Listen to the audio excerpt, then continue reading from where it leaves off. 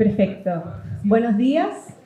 Yo soy Carolina Hidalgo, directora de comunicaciones de Techo Chile, y les quiero dar la más cordial bienvenida al seminario Campamentos en Chile, un viejo problema o un nuevo desafío. Este seminario es organizado por la Escuela de Gobierno de la Universidad Católica y Techo Chile.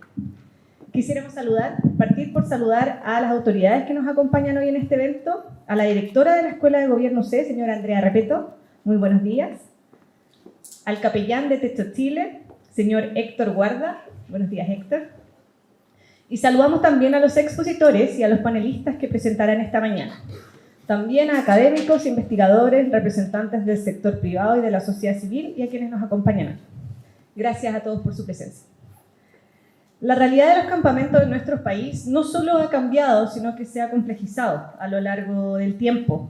Y este seminario busca aportar con datos nuevos y actualizados sobre la composición, las dinámicas y los factores que han influido en esta evolución.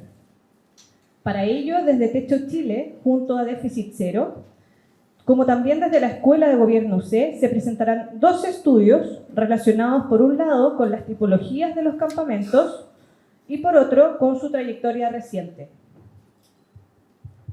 Luego, en el panel, esperamos generar una conversación sobre estos resultados y también, por supuesto, sobre los desafíos que implica esta realidad.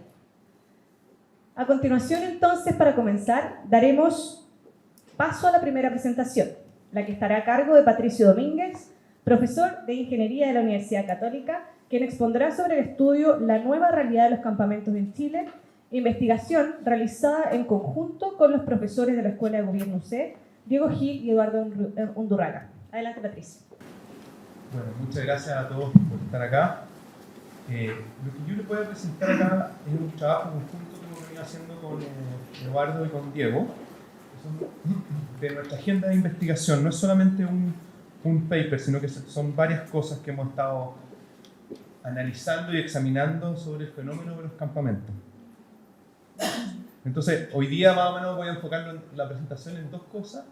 Primero, alguna descripción respecto de la evolución de los campamentos en la década de los 2010. Y luego me voy a meter específicamente a un tema particular que hemos estado examinando sobre el tema de la formación de los campamentos y el rol que juega ahí un factor que no suele ser tan mencionado, es el rol de adhesión a la ley y la capacidad de control. Si uno compara simplemente las características de los campamentos del año 2011 y el 2019 con los censos que tiene el MINBU, que quizás probablemente la fuente de información más detallada que hay al respecto, porque son encuestas a nivel de hogar. Esta sería la película, digamos. No los voy a marear, digamos, viendo la tabla, sino que les voy a poner acá quizás el resumen. ¿Ya? Los campamentos en esa década aumentaron en número y en cantidad, en número de familias que tienen, ya aumentando de 650 a 800. Los campamentos también aumentaron, son más grandes, en promedio de 41 a 47 familias. Y también las familias declaraban tener menor tiempo de residencia, son campamentos más recientes, nivel educacional más alto. Y quizás el dato más notable es cómo aumentó la proporción de extranjeros viviendo en campamentos, que cambió del 1% al 30% en esta década, que coincide con probablemente el cambio sociodemográfico más importante que ha experimentado Chile en los últimos años, que tiene que ver con el flujo migratorio. Voy a comparar entonces los campamentos, digamos, en tres maneras que uno podría hacer, digamos, que son, al menos que yo creo que son interesantes, nosotros creemos que son interesantes. Uno podría pensar qué ha pasado con los campamentos que dejaron de ser vigentes y los que siguen vigentes, digamos, los que aparecen en la base del 2011 y en el 2019, ¿ya? Posiblemente los que no están vigentes son campamentos erradicados, pero no queremos tomar una postura, digamos, de qué pasó. Efectivamente, ellos no están en la base de datos, pueden haber por alguna razón también desaparecido porque no cumplen con las condiciones básicas para poder ser definidos como campamentos, ¿ya? Entonces la pregunta es si es que eran distintos ya en el año 2011, ¿ya? Eso puede ser interesante respecto de cómo la política de vivienda también lo está tratando, digamos, a los distintos grupos de campamentos. Luego, comparar los campamentos nuevos que aparecieron en esa década con los que persistían, con los que seguían. Y por último, este grupo de campamentos que aparecen en las dos bases de datos, cómo evolucionó en el tiempo, ¿ya? Entonces veamos con los primeros. Si uno ve el flujo de familia, uno tiene los campamentos en la barra blanca, los del 2011, los campamentos en la línea gris, el 2019. Lo que uno ve rápidamente acá es que los campamentos no vigentes, los que desaparecen, digamos, como campamentos, dejan de ser catalogados por campamento, son muchos más de los que siguen siendo, ¿ya? Hay mucho movimiento alrededor del fenómeno de los campamentos. Y naturalmente lo más novedoso de este periodo tiene que ver con la cantidad de familias nuevas que aparecen en el catastro del 2019, ¿ya? Si uno los compara, ¿cierto? Entonces, en términos del 2011, que hay un montón de estadísticas descriptivas de los dos grupos, ya las principales diferencias tienen que ver con el número de familias, que son las significativas, y la educación básica completa del jefe de hogar. Cambiaron un poco las características de los pobladores. Después vamos a ver por qué pasó eso, ahí tiene correlación con otras cosas importantes, pero básicamente los campamentos que dejaron de estar vigentes eran más del 50% el 2011. Segundo, los campamentos que persisten o los que están vigentes eran más grandes y levemente con mayor nivel educacional. Vamos entonces a la segunda comparación entre los campamentos nuevos que aparecieron y aquellos que siguieron. Pero ahora voy a cambiar el eje de comparación, nos voy a ver cómo son en el año 2019, naturalmente, ¿ya? Primero, una cosa importante, como les he anticipado, cambia la cantidad de migrantes. La misma figura anterior, desglosada ahora por nacionalidad. Pueden ver acá que en los campamentos vigentes hay un pequeño influjo de migrantes, pero es bastante pequeño y proporcionalmente no es relevante dentro del grupo. Los campamentos vigentes siguen siendo campamentos que habitan personas nativas, nacionales. Donde se produce la novedad quizás son los campamentos nuevos, pero así todo, quizás acá poner un matiz, digamos, yo creo que si uno ve la discusión, está muy fuerte el hecho de que son los migrantes los que armaron los nuevos campamentos, pero la verdad, pero todavía no sé ni siquiera la mitad de la población de los campamentos nuevos para este periodo, ¿ya? 7.000 o 7.800 versus casi 13.000 de las familias nuevas que eran chilenas. Y aquí sí uno encuentra un montón de diferencias en las características de las personas, digamos, cuando compara los campamentos nuevos con los vigentes. Hay cosas que son quizás de orden más mecánico, uno podría pensar, por ejemplo, la calidad de la vivienda. Naturalmente, campamentos que son más asentados tienen una calidad de la vivienda que es mejor que la de los campamentos nuevos, que son personas que han arribado en forma más reciente, ¿ya? Pero básicamente esto tiene que ver con el nueva población que llegó, que tiene diferencias importantes a diferencia de la comparación que habíamos antes, ¿ya? Los campamentos nuevos están compuestos de familias más jóvenes, mayor proporción de personas empleadas y viviendas menos consolidadas. Hay un gran influjo de familias nuevas, la mayoría son chilenas, y la proporción de migrantes de todas maneras es notable como cambió, digamos, entre un 7% que tienen los campamentos vigentes el año 2019 versus los campamentos nuevos que tienen un 20% de migrantes. Y por último, ¿cómo evolucionaron estos campamentos vigentes entre el 2011 y 2019? Esta primera parte de la presentación, por si acaso, ese por último es por ahora. ¿Ya? Aquí podemos ver diferencias entre esos dos grupos, digamos. Perdón, este mismo grupo que evoluciona, pero no quiere decir que son las mismas familias las que están, digamos.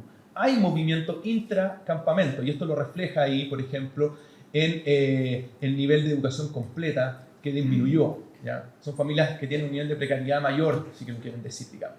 De alguna manera, el año 2019. ¿Ya? Los mismos campamentos que persisten tienen algún nivel de precariedad menor en algunos datos observables, tamaño similar, 50 familias, no se agrandan estos campamentos en promedio, y hay un leve aumento de la proporción de migrantes, al menos no es comparable con el aumento que se observa en los campamentos nuevos. Un segundo ejercicio que hicimos en esta parte descriptiva tiene que ver con clasificar a los campamentos. Entonces la pregunta acá, yo sé que Pía después les va a presentar un análisis más sofisticado de clúster. Es un ejercicio muy sencillo, preliminar quizá, ¿ya? Uno podría pensar, a ver, ¿cómo clasificar a los campamentos que hay en 2019 en función de las categorías que existían en 2011? ¿Estamos hablando de un fenómeno nuevo o no? Y la verdad que hay fuertes indicios de que, de todas maneras, incluso los datos lo transmiten con énfasis, de que habría una nueva categoría de campamento, ¿ya? Entonces uno puede hacer un análisis de clúster que lo que busca son correlaciones entre las variables para ver, digamos, construir grupos relativamente homogéneos. Y uno le puede decir, digamos, el análisis de clúster de construirme dos grupos homogéneos y distínguenlos, construye tres grupos homogéneos y distínguenlos, y después ver si es que los campamentos, según las características que tienen en el 2019, cómo encajan en estas categorías que uno habría construido, ¿ya? Este es el ejercicio. Entonces imagínense, si nosotros el año 2011 le decimos a los datos, digamos, ok, háganme tres grupos relativamente homogéneos de campamento y descríbelo, ¿ya? Eso serían estas tres columnas de los campamentos que hay en 2011, ¿ya? Entonces fíjense, por ejemplo, Hay 10 campamentos acá que tienen en promedio 40 familias y una alta proporción de migrantes, ya están todos concentrados ahí. Otros dos grupos que tienen muy pocos migrantes y tienen tamaños grandes, 260, 369, pero que difieren en los años de estadía. ¿Ya? Uno tiene 18 años de estadía y otro tiene 8 años de estadía. ¿Ya?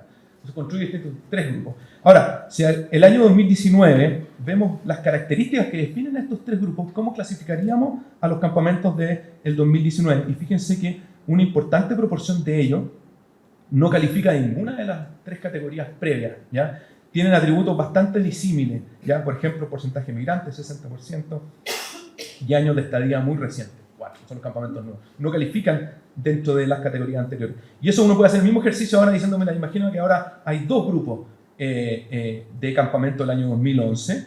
¿Qué pasaría si que los queremos clasificar a los del 2019? De nuevo, los grupos del 1 y el 2 persisten más o menos las mismas cantidades, son similares, pero aparece una nueva categoría del año 2019. En este caso, por ejemplo, el grupo que construye el análisis de clústeres tiene una proporción de migrantes mayor. Y eso es el análisis que me voy a meter ahora. Ya, fíjense, esta categoría, esta es una figura dentro del equipo de trabajo, ha sido controversial, pero voy a tratar de explicarla. ¿Ya?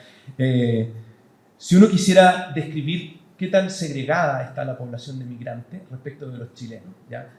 Los migrantes habitan campamentos distintos, son los mismos, han crecido iguales, y la verdad es que hay una realidad bastante segregada. Fíjense, si uno distribuye los campamentos según la proporción de migrantes que tiene, y después construye estas curvas acumuladas de la cantidad de familias para tres grupos, los chilenos acá arriba en negro, los migrantes en gris y la población completa, ¿cómo se distribuye la población, digamos? ¿Ya? Entonces, ¿qué tan pronunciada, qué tan levantada esta pendiente o qué tan plana va a decir qué tan concentrado está un grupo respecto del otro? Mientras más separada la curva negra de la gris, más segregados están. Esta es la foto del 2020, ¿ya? Fíjese cómo cambia para el 2022. De hecho, si pasa algo, estos campamentos se distancian más las dos curvas. El año 2022 se hacen más segregados. ¿Qué quiere decir eso? Fíjense, por ejemplo, uno puede... acá hay mucha información, por eso es polémica esta figura, pero si uno quisiera decir, mira, esto se lee así: campamentos que tienen hasta 60% de migrantes no concentran ni siquiera el 20% de la población de migrantes que vive en campamentos. Campamentos que concentran hasta 60% de migrantes tienen más del 90% de los pobladores nacionales, ¿ya? Que son la mayoría, que viven en campamentos. ¿Ya? Están separados, son dos grupos completamente diferentes, digamos, esta figura lo muestra. Entonces, una última pregunta, y aquí me meto en la pregunta del origen, digamos, este es otro proyecto que está separado, pero lo voy a presentar juntos, es que está la discusión si es que los migrantes, o qué tan responsables son los migrantes de este aumento en los campamentos. ¿Ya? Y esa pues es una discusión que me parece importante hacer, y hay gente que lo ha estado diciendo. Bueno, naturalmente, desde una perspectiva parece bien obvio que si los migrantes aumentaron del 1% al 30% del total de los pobladores, por ejemplo, son en ese periodo uno de los mensajes que obviamente han contribuido a la formación de los campamentos. Pero si uno entra más fino, quizás hay un rol con el que va a matizar, ¿ya? Y esto está construido con el catastro de techo, en que uno puede mirar, ver a todos los que habitaban campamentos del año 2022, ¿ya? Y uno tiene información respecto del año de formación del campamento, ya no llega a la familia, de formación del campamento, y uno puede construir una curva acumulada de la proporción de pobladores que habitan en campamentos según año y mes de formación, ¿ya? Fíjense, esto es bastante interesante, y en este paper nosotros levantamos el argumento de que esto tiene que ver con lo que pasó con el rol del control del orden y de la ley, digamos, sobre todo en las tomas. O sea, lo que pasó acá, fíjense, las dos curvas que marcamos, una es octubre del 2019 y la otra es marzo del 2022, el inicio de la pandemia, ¿ya?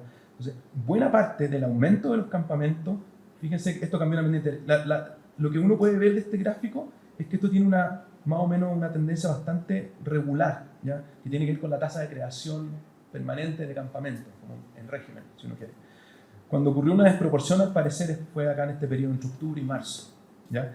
La pandemia, que suele ser marcada como un gatillante de la gente de ir a campamentos, al parecer estos datos no dan cuenta de eso, que no haya sido la pandemia. Lo que pasó ocurrió antes, ocurrió entre el inicio de la pandemia y antes, digamos, el inicio del estallido y el comienzo de la pandemia.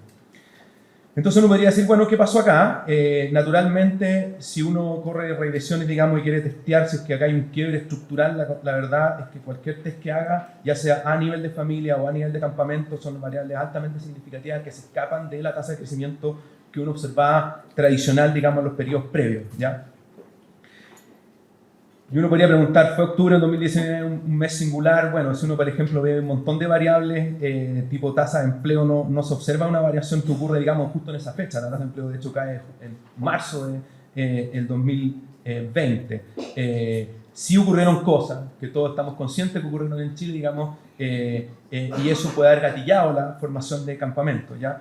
Si el flujo migratorio fuera una explicación, la verdad es que no hay necesariamente justo antes del estallido social un aumento de la población migrante que pueda dar explicación al respecto, digamos.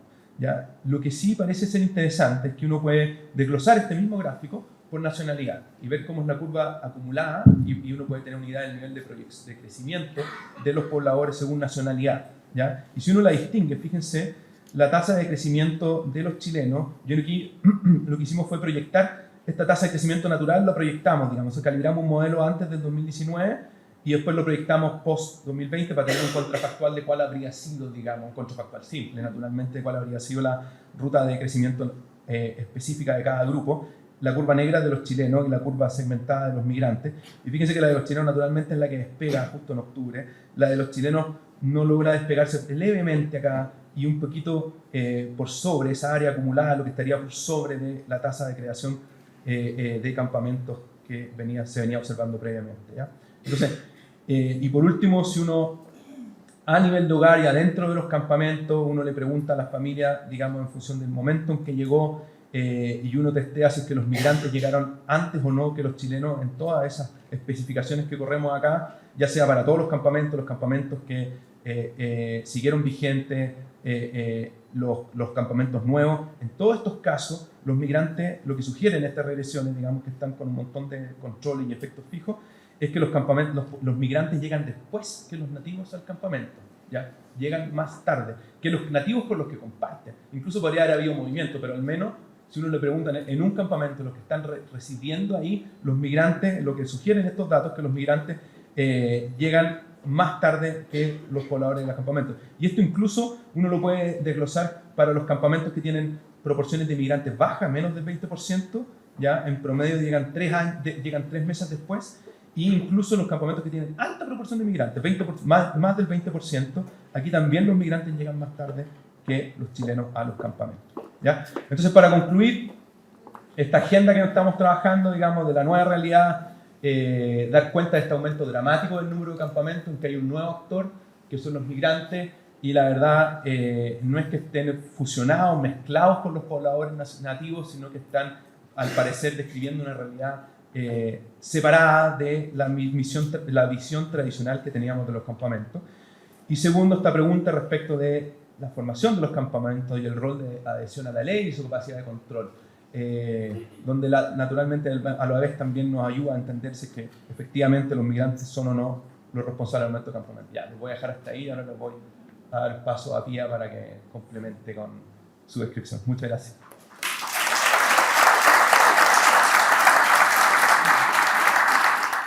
A continuación, invitamos a Pía Palacios, directora del Centro de Estudios de Techo Chile, quien expondrá sobre el estudio de tipologías de campamentos en el Chile actual, que es un trabajo realizado junto a Déficit Cero.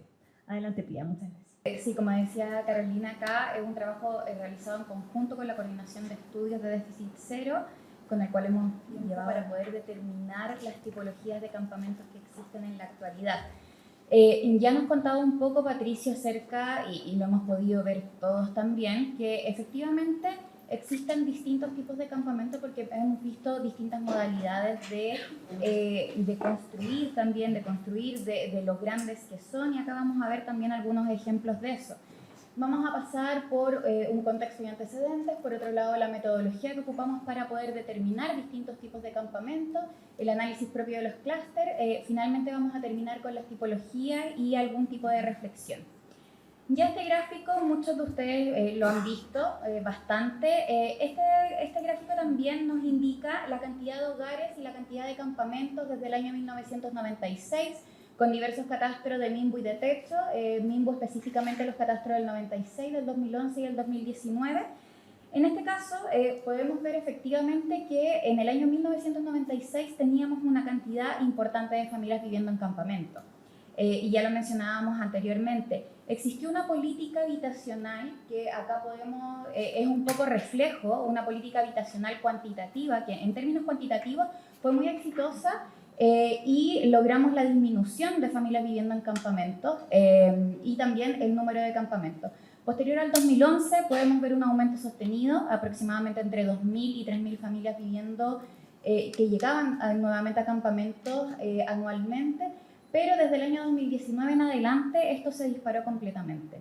Y también podemos ver de que probablemente la política habitacional tampoco se ha ajustado a esta nueva realidad. Y a partir de eso es que nos surgen muchas preguntas al respecto. Acá uno de los ejemplos que podemos ver son distintos tipos de campamentos. Uno de ellos, Nueva Caldera, en la comuna de Caldera, en la región de Atacama, cuenta con más de 900 familias viviendo en ellos, un alto porcentaje de inmigrantes. Por otro lado, tenemos Ferroviario Vejería Bajo en Osorno, en la región de Los Lagos, donde tenemos aproximadamente 40 familias viviendo en ellos. Podemos ver que incluso en cuanto a la morfología urbana, la forma de habitar es distinta y también entendemos de que la materialidad con la cual se construye es distinto, que también responde a términos un poco más geográficos. Tenemos por otro lado, de acuerdo a revisión de literatura en la cual nosotros nos basamos para poder determinar cierto tipo de variables en las cuales nos íbamos a enfocar para poder determinar las tipologías, podemos ver de que los campamentos, si bien han sido un fenómeno ampliamente estudiado, sobre todo en el contexto de la crisis habitacional y de crecimiento exponencial en este tipo de asentamientos, sobre todo en el resto de América Latina, donde es un problema incluso más grave que acá en Chile, hemos visto de que existen distintas formas de complejidad que tienen los campamentos actualmente y han existido distintos tipos de esfuerzo para poder determinar tipologías a nivel latinoamericano principalmente y también mundial. Una de esas categorizaciones responde a patrones urbanísticos de la morfología en la cual se asientan los distintos campamentos o asentamientos informales como se llaman el resto. Por otro lado, de acuerdo al estatus jurídico de la tenencia, no necesariamente que sean ilegales o con la tenencia del suelo principalmente. Por otro lado, se han hecho clasificaciones en torno al origen, a la infraestructura y a la localización de esta ocupación informal. Y finalmente, características internas propias de los campamentos. Es por lo tanto, a partir de todo esto, que nuestro objetivo ha sido determinar las tipologías de los campamentos existentes en el Chile actual. De hecho, para eso hemos considerado bases de datos actualizadas, principalmente de los últimos 2 catastros realizados, tanto por Techo Chile como por el MIMBU, para poder mejorar la comprensión de su realidad, y esto es clave para tratar también de orientar la política pública. En este caso vamos a presentar la primera parte de este estudio, que es la determinación de las tipologías como tal. En este caso, para la construcción de bases de datos nosotros partimos con más de 30 variables y en realidad porque considerábamos que a partir de la revisión de literatura era sumamente importante, estas fueron clasificadas en las dimensiones demográficas, en términos de habitabilidad, en términos de servicios básicos, de dimensiones territoriales, ambientales, de localización y también organizacionales, que considerábamos sumamente importantes para poder determinar distintos tipos de tipología. Como fuentes de información teníamos el catastro de techo 2022-2023 con 1.290 campamentos, el catastro de MIMBU del 2023 con 1.091 campamentos y las variables contextuales fueron creadas principalmente a partir de fuentes externas, como por ejemplo Mineduc, Minsal, CIEDU, Carabineros y Bomberos de Chile, para poder determinar la accesibilidad que tenían los campamentos hacia distintos servicios. Y por otro lado, el Servicio de Impuestos Internos, CIEDU, el Informe de Riesgos de Techo, Censo y el Instituto Nacional de Derechos Humanos. Finalmente seleccionamos un total de 1.136 campamentos a partir de la completitud de los datos, como base tomado el catastro de techo y complementando con información de MIM. En este caso, nosotros partimos con más de 30 variables y terminamos con 7, que finalmente resultaron ser las significativas para poder determinar las tipologías de campamento. Utilizamos por un lado el número de familias, por otro lado el porcentaje de familias migrantes respecto al total de familias migrantes habitando en ese campamento, la materialidad, donde se realizó un índice sintético de materialidad construido a partir de los porcentajes de viviendas consolidada, semiconsolidada, semiprecaria y precaria, que en este caso se tienen exactamente las mismas categorías entre mínimo y techo. Por otro lado, los servicios básicos, que también es un índice sintético a partir del acceso a agua potable, a luz y también a alcantarillado. Y por otro lado, tenemos la densidad, donde tenemos las familias por hectáreas, el acceso a equipamientos, que es la distancia de promedios hacia los equipamientos de centros de salud primarios principalmente, bomberos, carabineros, educación inicial, educación básica y parques urbanos. Finalmente, tenemos una variable que es organizacional, que también se realizó una especie de indicador, pero en realidad es una variable ordinal principalmente, donde tenemos el estado de avance en la búsqueda de la solución habitacional. Para esto, en realidad, muy rápidamente, lo hicimos mediante un método de clusterización jerárquica aglomerativa. Principalmente lo que hace es partir cada campamento como individualmente, y a partir de las distancias, de qué tan parecidos o tan disímiles son, principalmente los parecidos se van aglomerando hasta poder llegar a un único grupo. Y para ello principalmente utilizamos el método de clusterización jerárquica y la determinación de distancias. Determinamos con el método WAR principalmente cuántos iban a ser los clústeres o las tipologías que nosotros íbamos a determinar, y en este caso las tipologías se determinaron en función, principalmente en cuanto a el error que nosotros teníamos. Tratábamos de disminuir lo más posible el error en este caso, y tratando de maximizar qué tan bien asignadas estaban las observaciones. A partir de ello podemos ver el dendrograma, donde podemos ver los 5 tipos de clusterización o las 5 tipologías que nosotros estábamos determinando de los campamentos actualmente, a partir de todas las variables que nombramos en la planilla anterior. En este caso, un poquitito de estadística descriptiva. Pudimos determinar los 5 tipos de campamentos. Actualmente tenemos 2 tipos de migrantes específicamente, donde es el tipo 2 y 3. Hemos podido ver, por ejemplo, de que en el 1, 4 y 5 predominan principalmente campamentos compuestos por un bajo porcentaje de migrantes, principalmente de chilenos. Esto no quiere decir de que todos los campamentos tengan un 100% de chilenos, sino de que existe variación, tenemos mucha mixtura. Y por lo mismo, en el caso de los campamentos donde principalmente existen migrantes, tampoco quiere decir de que no existan chilenos. Eso también existe. Sin embargo, es lo que predomina actualmente.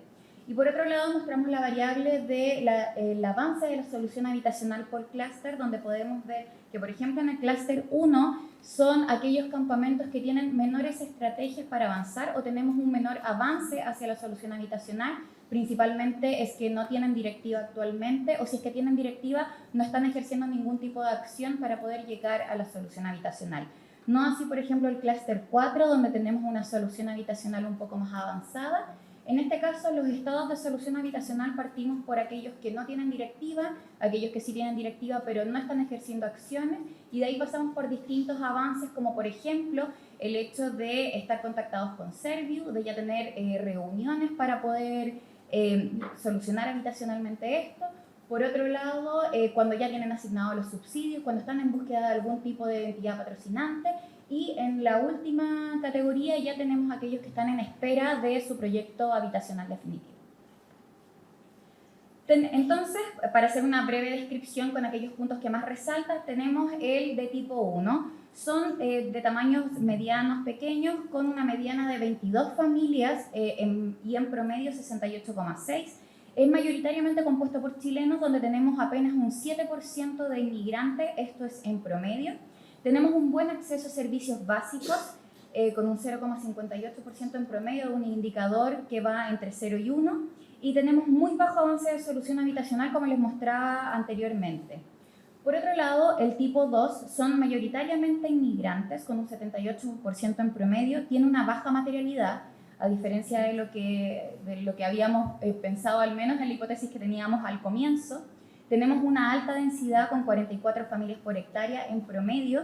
Tenemos un bajo avance en solución habitacional porque no cuentan con directiva, o en caso de que exista, esta no se encuentra completamente activa. Por otro lado, tenemos el tipo 3, que son campamentos que son grandes, con una mediana de 70 familias y un promedio de 135. Por otro lado, son mayoritariamente familias inmigrantes, con un 74% promedio. Tienen muy buen acceso a equipamiento. Estos son los campamentos que se encuentran más centrales. Estamos aproximadamente en un promedio a 2 kilómetros de distintos equipamientos y servicios, como ya les había mostrado anteriormente. Entonces, la localización en este tipo de campamentos juega un rol clave. Por otro lado, tenemos una alta densidad. Este es el tipo de campamentos que tiene una mayor densidad, que también coincide con que tienen una mayor centralidad. Con 53 familias por hectárea en promedio, y tenemos un muy alto avance de solución habitacional, o bien hay muchas familias que están trabajando para poder obtener la solución habitacional. Tenemos un tipo 4 que está compuesto mayoritariamente por familias chilenas, con un 7% de inmigrantes, al igual que en el tipo 1. Tenemos un buen acceso a servicios básicos, con un 0.62 en promedio, y a diferencia del tipo 1 tenemos un alto avance de solución habitacional. Hay muchísimas familias que están trabajando por obtener una solución habitacional dentro de lo formal. Y por último, tenemos un tipo 5 de campamento, donde está compuesto mayoritariamente por familias chilenas. Este es el que tiene un porcentaje menor de inmigrantes a comparación con el resto de las tipologías, y tenemos un muy mal acceso a equipamientos. En realidad, estos son campamentos sumamente periféricos. Nos encontramos principalmente, o sea, en promedio a 19 kilómetros de distintos tipos de equipamientos que ya los habíamos mostrado en la anterioridad. Entonces, y además de eso existe una muy baja densidad. ¿Ya? Tenemos aproximadamente 14 viviendas por hectárea, cuando en realidad en el 3 teníamos 53. Entonces ahí hacemos una diferencia importante. Con respecto a los de tipo 1, se localizan preferentemente entre las regiones de Coquimbo hacia el sur. Son campamentos pequeños y medianos. La mayoría de las familias de estos campamentos vienen de otro barrio, pero dentro de la misma comuna. Y acá, por ejemplo, tenemos un ejemplo de estos campamentos, que es Mata al Cerro, de comuna de Lota, en la región del Biobío, donde tenemos un tamaño sumamente pequeño, son aproximadamente 15 familias, donde tenemos un 0% de familias migrantes, tenemos un muy buen acceso a equipamientos promedios y una densidad baja. Por otro lado, tenemos los de tipo 2. Estos están concentrados preferentemente en el norte del país y principalmente desde las regiones de Arica y Parinacota hasta Antofagasta, y también tomando parte de Atacama y de Coquimbo. Son campamentos que son grandes, ya principalmente ligados a migrantes, como les conversaba anteriormente. Tiene presencia de las nacionalidades peruanas, colombianas, bolivianas, y a diferencia de la otra tipología que vamos a ver, tenemos presencia también de venezolanos y de haitianos. Por otro lado, tenemos un acceso promedio aproximadamente de 5 kilómetros a distintos tipos de equipamientos y de bienes públicos urbanos. La mayoría de las familias de los campamentos vienen de la misma comuna. Sin embargo, acá es sumamente importante recalcar: nosotros con el catastro de campamento habíamos medido de que aproximadamente un 6% de los campamentos se conformaban mayoritariamente por familias que venían directamente desde otro país a vivir al campamento, apenas un 6%. Esto indicaba de que existían distintos tipos de trayectorias habitacionales previas a la llegada al campamento por parte de las familias inmigrantes. Sin embargo, en este tipo 2, un 26% viene directamente de otro país al habitar a los campamentos. ¿Ya?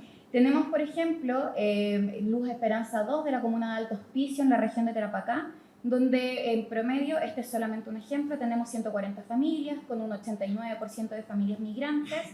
Tenemos una alta centralidad con 3 kilómetros en promedio y una densidad de 79 familias por hectárea, lo cual es altísimo. Por otro lado, tenemos el tipo 3. El tipo 3 principalmente está entre las regiones de Tarapacá y la región de Atacama, pero también destaca la región metropolitana, principalmente en esta tipología. Tenemos campamentos grandes y que son densos.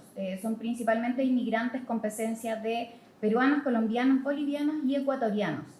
Y además de eso, estos son los que se encuentran con mejor acceso a distintos equipamientos y bienes públicos urbanos. Y a pesar de que en la realidad nacional es muy bajo el acceso a los sitios mediante la venta, estamos hablando de aproximadamente un 7%, en este caso un 9,8% de los campamentos se accede mediante la venta. Y esto principalmente nos pasa con las tipologías que son de inmigrantes, el tipo 2 y el tipo 3, se accede más a la venta que en el caso de los chilenos. Y por otro lado, tenemos algún tipo de características, principalmente acá elegimos uno de los ejemplos, el Peñoncito de la comuna de Puente Alto, donde tenemos un tamaño de 130 familias, con un 69% de familias migrantes y también un muy buen acceso a equipamientos y bienes públicos urbanos. Por otro lado tenemos el tipo 4, principalmente compuesto por chilenos. Estos están localizados preferentemente en las regiones de Coquimbo, de Valparaíso, de Ñuble podemos ver también ahí, de la Araucanía y de los lagos.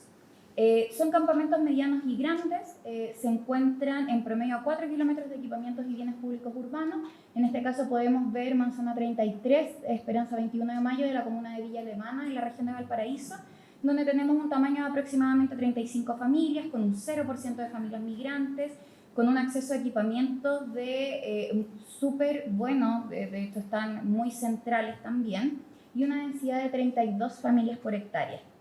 Finalmente tenemos el de tipo 5, y el de tipo 5 está sumamente repartido a nivel nacional, a pesar de que los demás vimos un patrón de localización importante, en este caso podemos ver de que están sumamente repartidos. Estos son campamentos que son periféricos, principalmente porque ya hemos visto de que están muy lejos de equipamientos y bienes públicos urbanos, y lo que hemos podido ver también de que se ligan principalmente a actividades económicas, son mucho más rurales en este caso, y de hecho en el ejemplo podemos ver Caleta Errázuri en la comuna de Antofagasta. Y en este caso hemos podido ver, tenemos algunas teorías al respecto, de que probablemente no existe adecuación cultural en el caso de la entrega de la vivienda definitiva, ligado a que no están adecuados con las actividades económicas que se realizan ni con la cultura que se tiene en estos casos. Y acá un gráfico acerca de cuándo principalmente se formaron los campamentos dependiendo de las distintas tipologías, y hemos podido ver de que en el tipo 2 y el tipo 3, que son principalmente de familias que son inmigrantes, llegan mayoritariamente desde el 2010 en adelante, y ahí también está muy correlacionado con los que te estaba mencionando anteriormente en el estudio, Patricio. El de tipo 3 principalmente, que son los que tienen mayor estrategia habitacional, principalmente llegaron en el año, entre las décadas 2010 y 2020. Y los que son más nuevos, los de tipo 2, llegaron posterior al 2020. Y los de los chilenos son un poco más antiguos. Tenemos, por ejemplo, en el caso del tipo 1, que principalmente se formaron entre las décadas del 70 y del 90.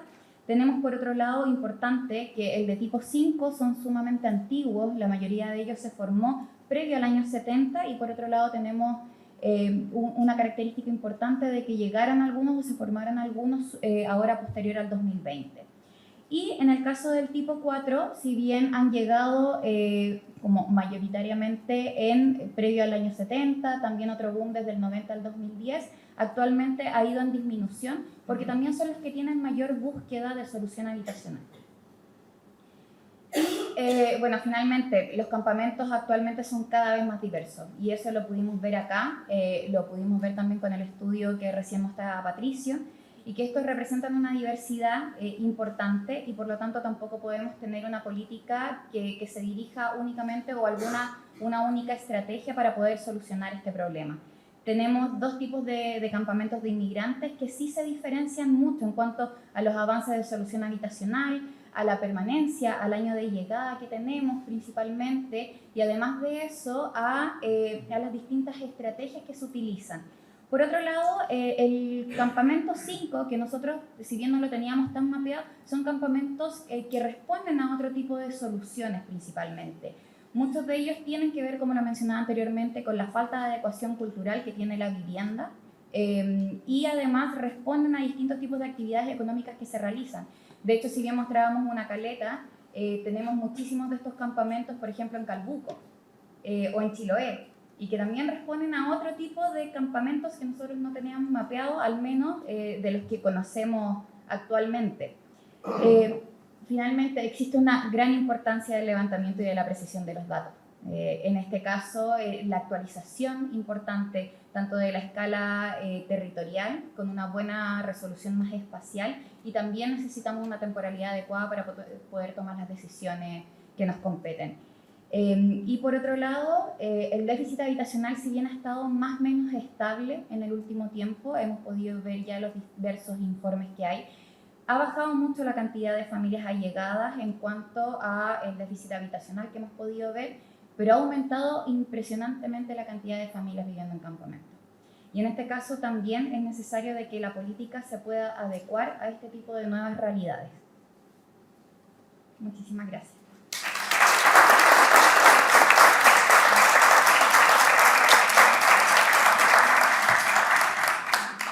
Muchas gracias, Pía, directora del Centro de Estudios de Techo, que es de campamentos en el Chile actual, trabajo realizado junto a Déficit Cero. Bueno, y como lo adelantamos, y para comentar los estudios expuestos hoy y las realidades que nos plantean, daremos paso a continuación al panel de conversación. Para ello quisiera invitar a Isidora García, coordinadora de incidencia de Techo Chile, quien moderará este panel, y a los panelistas a pasar adelante. Muchas gracias. Invitamos entonces a nuestros panelistas y a Isidora a pasar adelante. Primero presento a Andrea Pino, encargada del programa Construyendo Barrios, de asentamientos precarios de la División de Política Habitacional del MIMBU. También nos acompaña Paola Girón, presidenta del Consejo Nacional de Desarrollo Territorial y profesora de la Universidad de Chile. Sebastián Bowen, director ejecutivo de la Corporación Déficit Cero. Y por otro lado, Diego Gil, profesor de la Escuela de Gobierno de la Pontificia Universidad Católica. Para comenzar ahora este panel de conversación, a la luz de los datos que ya hemos conocido a través de los dos estudios que se presentaron, primero quería preguntarles cómo ven esta nueva realidad de los campamentos. ¿Creen que realmente hay un cambio significativo? ¿Y cuáles son los factores más importantes de este nuevo cambio? Partimos por Diego Gil. Voy a dar, 5 minutos para responder la primera pregunta. Si se quieren tomar un poco menos de tiempo está bien. Y después la segunda pregunta tiene relación con la política habitacional actual y cómo esta aborda esta nueva problemática, ¿ya? Para ambas hay 5 minutos y después vamos a pasar a un corte. Así que partamos. Ya, bueno, muchas gracias. Bueno, yo he participado del estudio que presentó Patricio, así que obviamente me interesa sobre todo escuchar la reacción que puedan tener ustedes de los datos que ya se presentaron. Creo que además complementa muy bien lo que se presentó con el estudio que ha estado haciendo Techo con Déficit Cero. Pero bueno, yo creo que como para tratar de enmarcar digamos, esos datos, obviamente una cuestión que es como bien evidente es que la realidad de los campamentos es una realidad muy heterogénea, ¿cierto? Y pareciera que es más heterogénea de lo que nosotros creemos o intuimos, y también más heterogénea de lo que uno podría pensar comparado con la realidad de los campamentos hace 10, 15 años, ¿no? Entonces, yo creo que hacerse cargo de una realidad heterogénea es un desafío de política pública súper complejo. En la literatura hay como una discusión bien como importante sobre la realidad de los campamentos, tratando de entender si los campamentos son como un espacio habitacional transitorio en el cual llegan familias que por alguna razón, a veces, digamos, más que obviamente una preferencia, sino que más bien una razón accidental, habitan el campamento como una especie de situación transitoria hacia un objetivo que ellos tratan de alcanzar, hacia una inserción en una geografía de oportunidades a las cuales ellos están tratando de acceder. O si más bien los campamentos se tratan de espacios en general urbanos, informales, que se transforman en lo que se llama la trampa de la pobreza. O sea, generan una dinámica de la cual es muy difícil salir, ¿cierto? Y yo creo que los datos que se mostraron hoy día, digamos, dan cuenta de que probablemente ambas realidades están conviviendo en la situación de los campamentos en Chile. O sea, hay personas, hay familias que están habitando los campamentos de modo más o menos transitorio, llegaron ahí por una realidad quizá accidental, como una puerta de entrada, en el caso de los migrantes, el sistema institucional formal chileno. Pero también hay otro grupo de familias que están habitando campamentos hace mucho tiempo. En el caso, por ejemplo, mirando los datos que presentó Patricio, que obviamente son los datos que conozco mejor, hay familias, sobre todo en los campamentos que han persistido en el tiempo, hemos visto también que decae, por ejemplo, el nivel educacional. Entonces ahí la pregunta que uno tiene es si es que hay campamentos que están reproduciendo un ciclo muy vicioso de la pobreza y que requieren como programas especiales de las políticas públicas para responder a esa dinámica. Mientras que hay otros campamentos donde la realidad obviamente es más bien transitoria, y pienso sobre todo fundamentalmente en el caso de los migrantes. El tema de los migrantes es bien interesante porque en varios indicadores, si uno compara los migrantes con los no migrantes que habitan campamentos, hay varios indicadores que son interesantes y que yo creo que también requieren una respuesta diferencial. Por ejemplo, la tasa de ocupación laboral en general de los migrantes es mayor. También esto tiene que ver con estudios que nosotros hicimos durante la pandemia con Eduardo Urraga, también en colaboración con Techo. La confianza en las instituciones del Estado es mayor en las personas migrantes que habitan en campamentos de los no migrantes.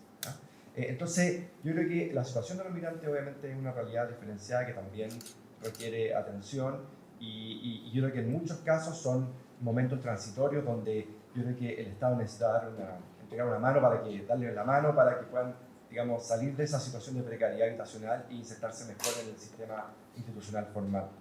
Por último, lo que quería comentar tiene que ver con el tema de la segregación de los migrantes. Yo creo que es súper claro en los datos que mostró Patricio y también los que mostró Pía, de que se están separando bien, digamos, claramente los campamentos de migrantes de los campamentos de no migrantes, y eso obviamente puede producir lógicas bien complejas de discriminación, de problemas de vínculos sociales que yo creo que también pueden afectar harto la inserción, sobre todo de migrantes, en el sistema institucional formal. Yo creo que ese es un dato que hay que tener muy en cuenta y que hay que pensar bien desde el punto de vista de cómo el Estado responde a esa dinámica, a esa segregación que está ocurriendo en los campamentos. Muchas gracias, Diego.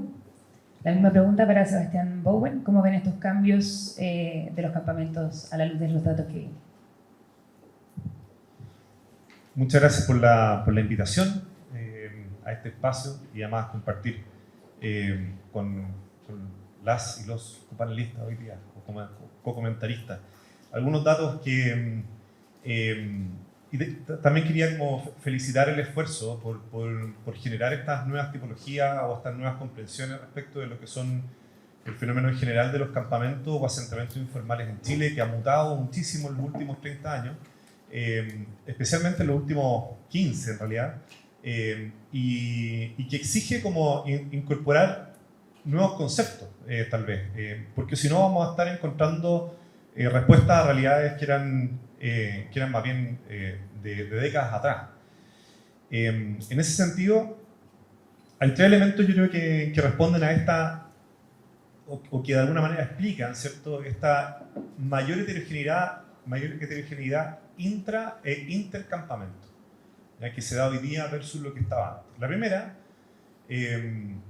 es el hecho cuando sacamos, ¿cierto?, un dato simple, o sea, muy grueso, pero si uno calcula más o menos los últimos 5 años, aproximadamente a partir de los datos que tiene Techo, más de 120 personas al día salen a un campamento en promedio.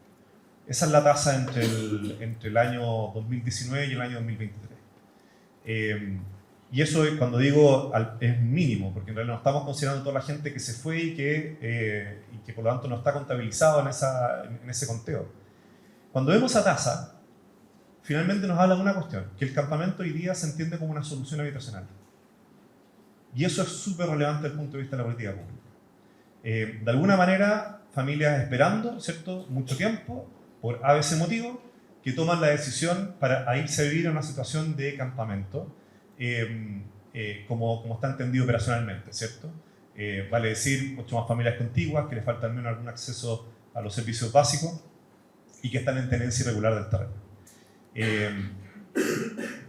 Y eso a mí me parece altamente problemático, porque significa que ya agarró una tendencia y una tasa que es muy difícil revertirla si no se hace de alguna manera una sobreinversión en materia habitacional para poder enfrentar esta problemática.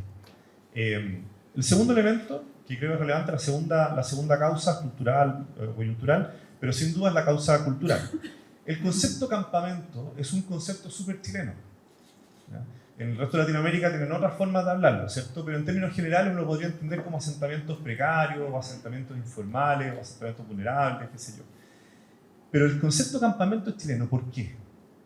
Entonces, recuerdo que un tiempo yo estábamos en Antofagasta, qué sé yo, conversando con algunas autoridades, y el concepto de campamento también se busca emular de alguna manera el concepto de campamento minero.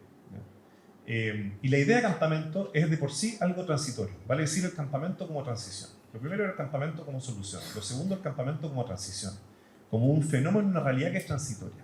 Y por eso es súper chileno, porque finalmente el campamento siempre se entendía como un espacio que iba a estar entre medio de, ¿ya? O me iba a ir de ese lugar o me iba a transformar en propietario, en dueño, en qué sé yo, en lo que fuera, para una solución habitacional más formal, pero era algo transitorio, ¿ya? El fenómeno de campamento. Que en otros países, a mí me tocó vivir un tiempo en Haití y no es así. El campamento, como lo entenderíamos nosotros, es la solución habitacional. Es el lugar donde la gente se queda y se instala y vive por el resto de sus vidas. Acá en Chile, en cambio, era distinto el concepto de campamento. Entonces, ese es el segundo elemento. El tercer elemento es el Estado de Derecho. Y de alguna manera algo menciona Patricio en la presentación, y se ve también en los datos que ha presentado Techo cuando se ve cuándo crecen los campamentos, y efectivamente es muy difícil entender esta tasa de crecimiento sin entender también una disminución del Estado de Derecho en Chile. Es algo tal vez políticamente incorrecto decirlo en este espacio y todo, pero debemos comprenderlo para poder encontrar soluciones. De lo contrario, ¿cierto?, vamos a estar encontrando soluciones erradas, sin entender esas tres dimensiones, ¿ya? Que el campamento se está entrando como una solución, que el campamento históricamente se entendía como una transición, y que este crecimiento de los campamentos no se puede entender en Chile sin una disminución del Estado de Derecho que hubo, ¿ya? Por lo tanto, estos tres elementos se juntan, ¿cierto?, para finalmente generar una explosión que además venía con fenómenos estructurales asociados a la oferta habitacional existente, que venían explicando el aumento del precio de la vivienda, por tanto venían explicando un crecimiento sostenido en los últimos 10, 12 años, que explota del 2019 en adelante, ¿ya? Pero ese crecimiento ya venía, como bien se mostraba en los gráficos. Estas tres conclusiones me hacen a mí pensar, y felicitando ciertamente el esfuerzo que hay detrás de esto por buscar nuevas tipologías, buscar nuevos conceptos y nuevas distinciones, que estas son distinciones de asentamientos informales y no de campamentos. Y quiero ser bien preciso en eso, porque el concepto de campamento en Chile de alguna manera dotaba de una cierta legitimidad al campamento, porque estaba asociado a una condición generalmente de pobreza, ¿ya?, y de alta vulnerabilidad, de una organización que buscaba el tener una vivienda y por lo tanto estar dispuesto a trabajar por ello, ¿cierto?, y de una sensación de que era algo transitorio. De hecho, el mismo Techo no construía construcciones, digamos, estructuras que no fueran ligeras en los campamentos, justamente buscando prevalecer esa idea de que acá tú estás mientras tanto, hasta que logres instalarte en una situación de vivienda, sea en este terreno o en otro, ¿ya? Entonces, por lo tanto, el concepto de campamento está asociado a eso. Pero hoy día lo que estamos viendo son asentamientos informales, dentro de los cuales se encuentran los campamentos. Pero no necesariamente la totalidad de los asentamientos informales responden a fenómenos de marginalidad o de pobreza.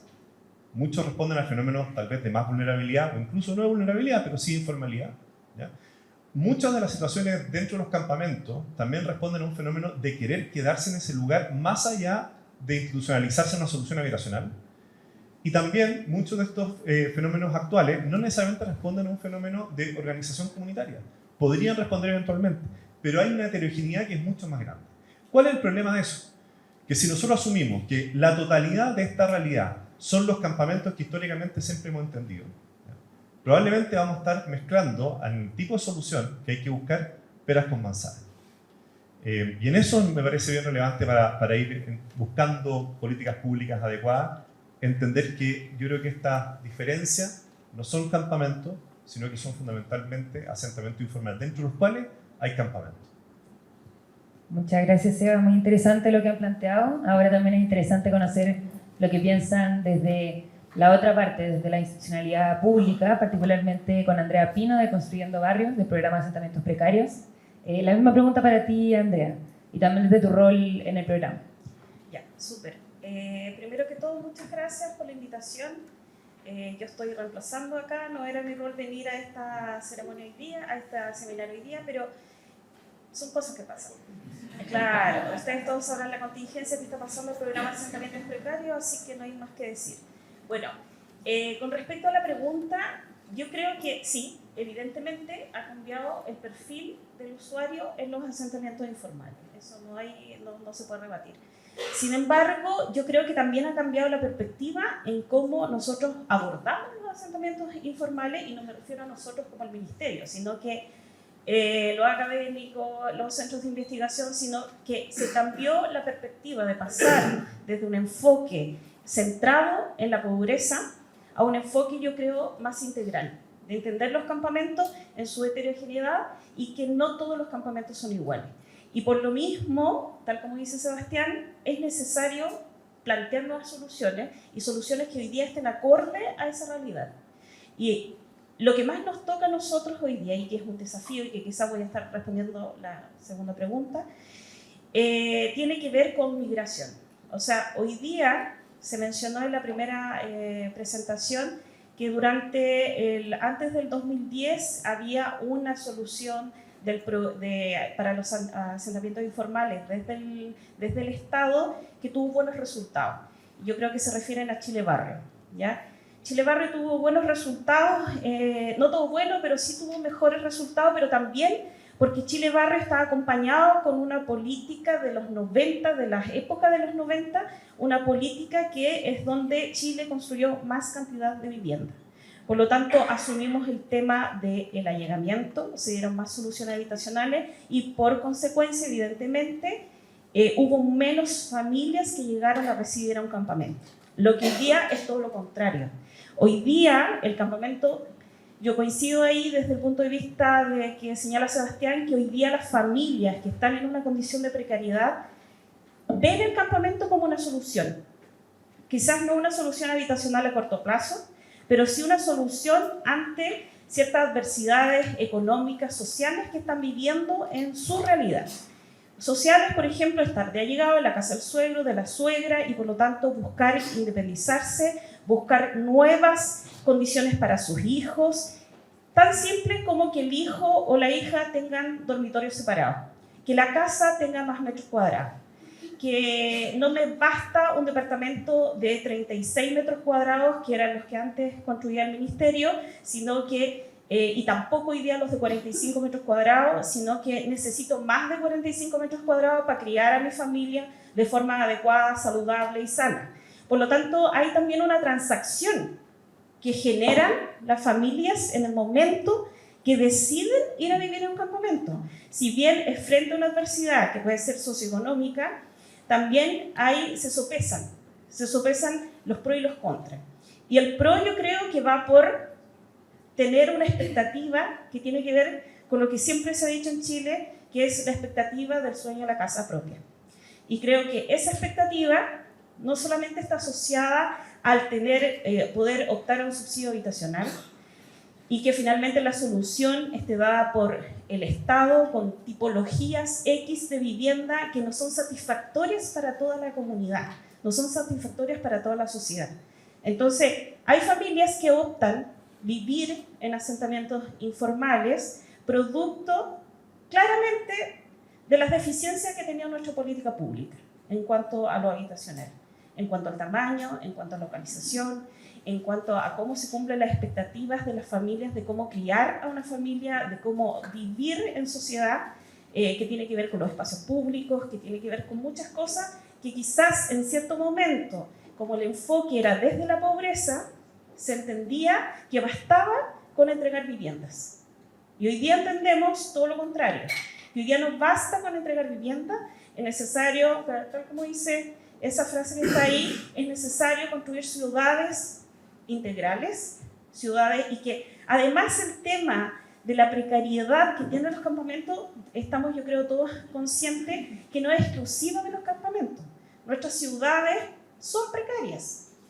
Una que otra se salva, pero nuestras ciudades son precarias. Entonces, el tema de la precariedad urbana es transversal. Si bien se ve incrementado en los campamentos, es transversal a nuestra ciudad. Y por lo mismo, es necesario hoy día el giro de entender que no basta la vivienda para poder dar solución a los asentamientos informales, sino que tiene que ser a partir de la construcción de soluciones integrales que tengan equipamientos, que tengan infraestructura, que en las antiguas políticas del programa o del ministerio no se consideraban. No sé si respondí la pregunta. Sí, muchas gracias, Andrea. Ahora la misma pregunta para Paola Girón, presidenta reciente del Consejo Nacional de Desarrollo Territorial. También puedes responder a lo que se ha mencionado anteriormente por los otros expositores. Sí, muchísimas gracias. Muchas gracias por la invitación y por poner este tema en discusión. Creo que hay algo muy interesante y que tiene mucho que ver con lo que nosotros hacemos en el Consejo, que tiene que ver con contar con datos y contar con datos actualizados y sobre todo georreferenciados, localizados. Creo que los datos estadísticos no dan cuenta suficiente de la complejidad del fenómeno. Entonces, cuando uno los entiende en términos de su localización, lo que hay en el entorno, creo que entender esa cartografía que tú muestras de la cercanía que estás, de la accesibilidad con ciertos espacios, creo que para nosotros, sobre todo como consejo, entender que el tema del territorio es fundamental. Nosotros no podemos seguir haciendo análisis de un solo dato o de poca complejidad. Y el problema de la vivienda no es solo un problema, la vivienda es un problema mucho más complejo y ahí en ese sentido creo que es importante no solamente analizar la localización en términos de contexto, sino el tipo de empleo que tienen estas personas, las vinculaciones con otras familias, por qué se localizan en los lugares donde se localizan, porque muchas veces se localizan allí por cercanía a sus parientes, a centros de infraestructuras, a distintas oportunidades que ofrecen los territorios donde están cerca. Así es que yo creo que ya, sobre todo desde un enfoque territorial, la mirada estadística es muy buena, pero es insuficiente. Es insuficiente y hay que también poner muchos datos más cualitativos a la complejidad de lo que estamos hablando. Nosotros que estamos en el Consejo Asesor del déficit, del plan de emergencia, cuando presentaron estos temas de campamento, le pedimos sobre todo de caracterizar muchísimo mejor la situación de los campamentos, de los asentamientos informales, porque requieren soluciones muy diversas. Tal como dice Andrea, esto no lo resuelve el Ministerio de la Vivienda solamente, no lo resuelve solamente las políticas públicas, sino que hay una comprensión mucho más compleja de lo que estamos viviendo. Creo que atribuir el estallido social al aumento de los campamentos es algo complejo. Yo no trataría por ningún motivo de decir que el estallido social es generador de aumento de los campamentos en Chile, ni tampoco que hay una ausencia de Estado que implica un aumento de los campamentos, sino que realmente hay que entender el contexto. Tú decías muy bien, los estudios de vivienda han caracterizado hace muchísimo tiempo cómo es el salto que se realiza para la obtención de la vivienda. No es lineal, las trayectorias para obtener la vivienda son complejas y llegar a un campamento probablemente viene con conexiones de hace mucho tiempo, no es llegar a un momento, no es que todos llegaron el 18 de octubre del 2019 a tomarse los terrenos en Chile. Yo creo que eso no se puede decir porque viene con una complejidad muchísimo mayor de otras políticas, de otras situaciones que se tomaron en el país. Y en ese sentido yo creo que también es importante poder entender el mercado habitacional en Chile. El mercado habitacional en Chile es carísimo, no todos pueden acceder al mercado de la vivienda, el terreno es caro, las propiedades son caras, los tamaños son complejos,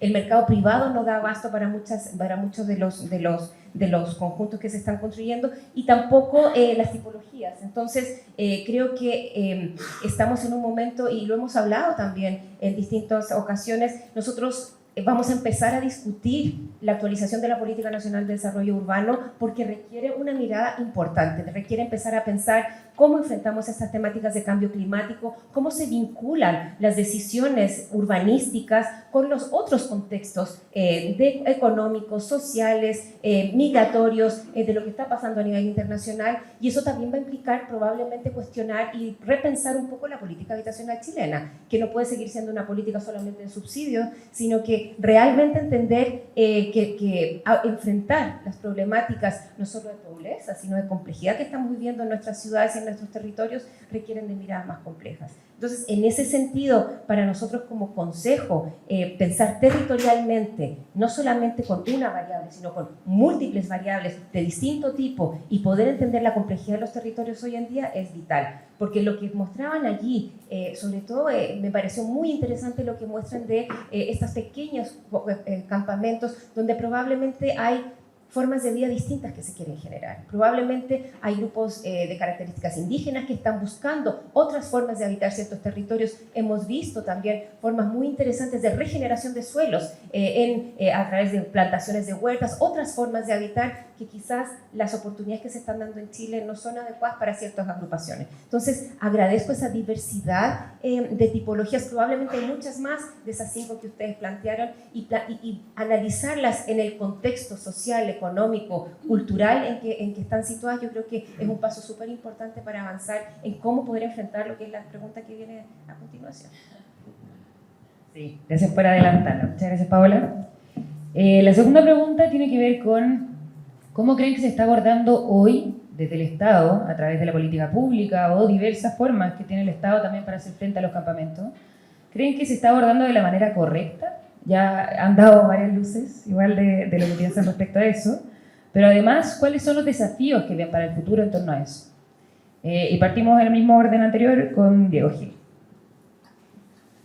Sí, muy interesante todos sus comentarios, ¿no? Yo creo que enriquecen nuestra discusión y nos ayudan también a interpretar y leer mejor los datos que presentamos, ¿no? A mí, respecto de cómo solucionar el problema de los campamentos, me lleva a reflexionar sobre el vínculo que existe entre el Estado y la realidad de los campamentos, que yo creo que es un tema central, ¿no?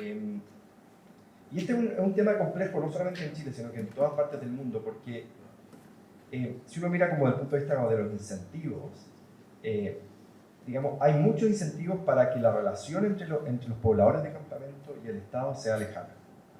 Por un lado, el Estado no quiere, obviamente, incentivar la toma de terrenos, no quiere generar las condiciones para transformar quizás soluciones transitorias, como decía Sebastián, en soluciones habitacionales definitivas.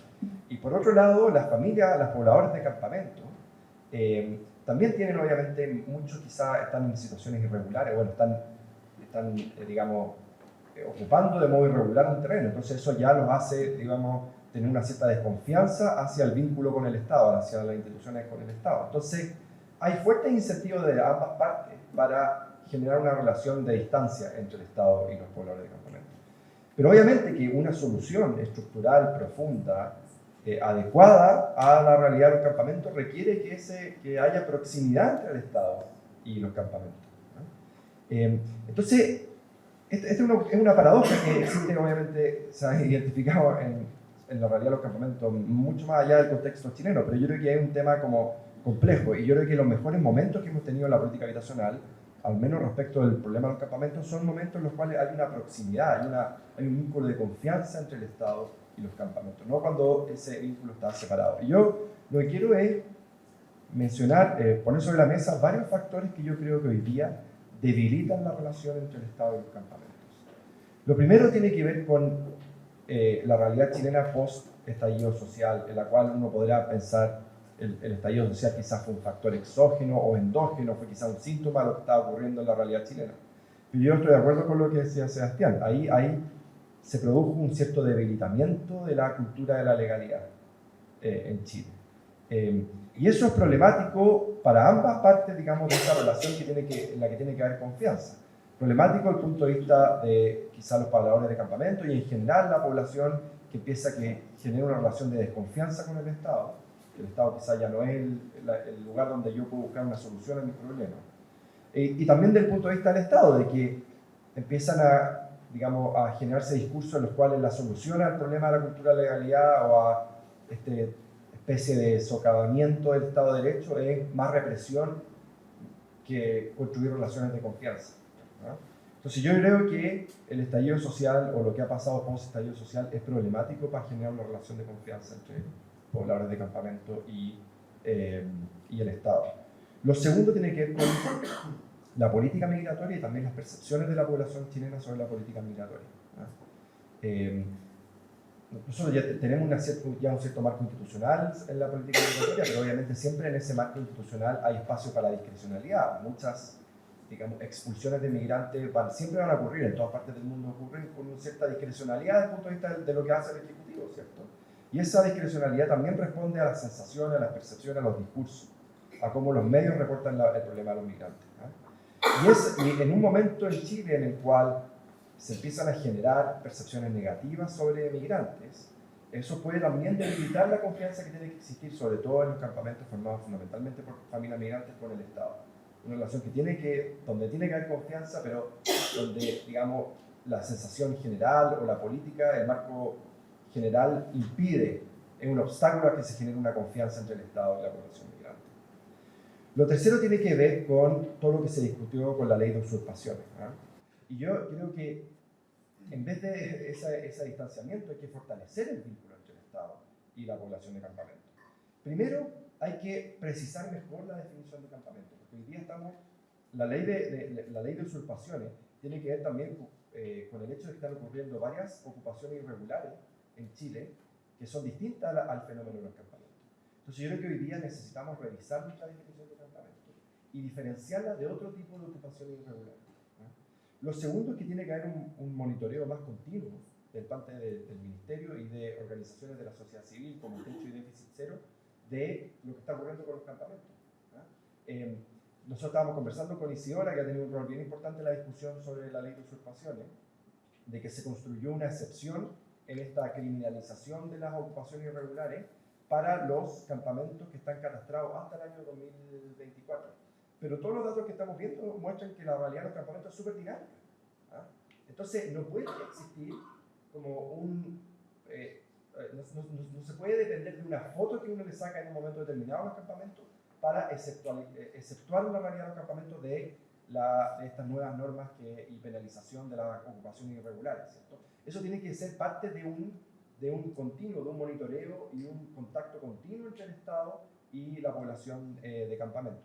En algunos países, por ejemplo, ocupan como unos mecanismos que se llaman Slum Notification Policy, o sea, notificaciones, o sea, el Estado establece un cierto reconocimiento de la realidad de los campamentos. Yo creo que hay que avanzar del Ministerio de Vivienda hacia un tipo de reconocimiento permanente de la realidad de lo que es un campamento, diferenciándola de otros tipos de ocupaciones irregulares.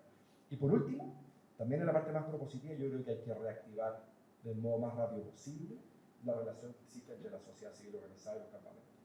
El Estado lamentablemente no tiene la capacidad institucional para llegar a esa población. Yo creo que esa capacidad hay que construirla en el tiempo, pero no se construye de la noche a la mañana, y yo creo que hay que revisar rápido lo que ocurrió con la política de convenio y formular un nuevo tipo de estrategia y de marco que permita la colaboración entre el Estado, las organizaciones sin fines de lucro y los campamentos. Muchas gracias, Diego. La misma pregunta para Sebastián Bowen. ¿Cuáles son los desafíos que ves actualmente frente a este fenómeno? Súper, gracias. Sí, el primer desafío, yo diría 3 principales desafíos. El primero es entender queremos solucionar un problema, ¿cierto? Y el problema es un problema grave, un problema urgente, básicamente la falta de acceso a la vivienda y que tiene como resultado, ¿cierto?, la problemática y el aumento de los campamentos. Entonces, si queremos solucionar ese problema, creo que lo primero que hay que entender bien son sus causas, ¿ya? Y al respecto, hay una causa altamente relevante y probablemente la principal, la más estructural, es la falta de oferta habitacional, ¿ya? O oferta de vivienda de interés público, como se llama. En eso estamos ampliamente estancados en Chile, llevamos un buen rato y hay que avanzar. Hay una segunda causa que está asociado ciertamente también a fenómenos que los mencionamos anteriormente, el crecimiento del precio del suelo, entre otros elementos, o el precio de la vivienda, la falta de acceso a la vivienda. Pero asimismo, creo que es súper importante que esta comunidad que está hoy día acá presente, entendamos también causas que a veces nos cuesta ver, ¿ya? Hay una causa, y quiero ser preciso en las palabras, causa, ya no estoy hablando de amenaza, ni estoy al revés, puede ser una tremenda oportunidad, que ha sido el flujo migratorio en Chile. Y si no entendemos las consecuencias que eso tiene, lo vamos a administrar mal, o lo hemos administrado mal. Entonces, y en eso quiero hablar específicamente del punto de vista cultural, o sea, la distinción campamento versus asentamiento informal, ¿ya? Hay normas que eran históricas, que eran tradicionales en Chile de cómo se asumía, ¿cierto?, el campamento. Y eso no necesariamente va a ser así, no necesariamente, no estoy diciendo en todos los casos, no necesariamente va a ser así para otro tipo de cultura. En particular, por ejemplo, algunas culturas que me ha tocado conocer, donde el fenómeno frente al suelo, la vivienda, es distinto. Y eso empieza, por lo tanto, a traerse como una cultura también en Chile. Porque evidentemente, ¿qué le pasa al chileno que ve a otra persona, ¿cierto?, que adopta un espacio como si fuera su vivienda y le pone una reja y sobre radier y hace el futuro? Va a ser lo mismo. Es natural, es lo que haríamos todos. Entonces hay ciertas normas que son importantes hacer una suerte de pedagogía al respecto, ¿ya? Lo mismo veo respecto a lo que sucede con el estallido social.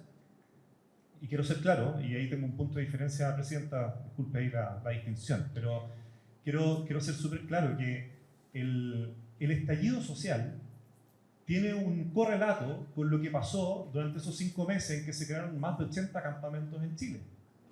¿Ya? Después de octubre del 2019, se crearon más de 80 campamentos. Y el correlato es que se dio un estallido habitacional. ¿Ya? Esos campamentos se crearon fundamentalmente de gente que vivía llegada y gente que vivía en arrendos informales. ¿Ya? Y que esas personas, ya chatas, obviamente, de la situación que estaban viviendo, vieron un espacio donde la marcha no fue al centro de las ciudades, la marcha no fue por la Alameda, la marcha fue a las periferias, fue a los cerros. ¿Ya? Y efectivamente se tomaron los espacios que habían. Y frente a una evidente baja del Estado de Derecho que hubo en ese momento. Y ese estallido habitacional que se da en correlato de un estallido social, tiene un factor común con el estallido social, que es la desconfianza en los canales institucionales para resolver los problemas. Y que es natural, y probablemente a muchos de los que estamos acá nos habría pasado exactamente lo mismo. ¿Ya? Entonces, si no vamos viendo esas causas estructurales y coyunturales que se van dando, lo más probable es que no vamos a tener bien la solución. Frente a esas causas, hay 2 elementos claves. El primero es totalmente generar una reestructura, un reordenamiento del vínculo con la demanda habitacional. Y ahí quiero ser súper claro.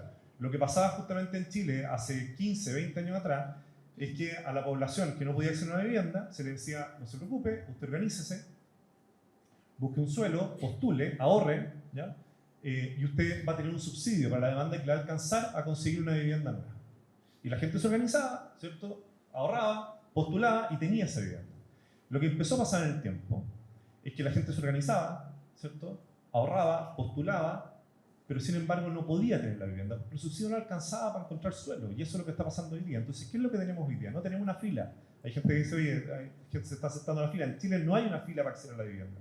En Chile lo más parecido es a un salón donde está la gente acolchada, una ventanilla única, que es básicamente el ministerio, ¿ya? Para entregar un voucher para poder llegar a un suelo.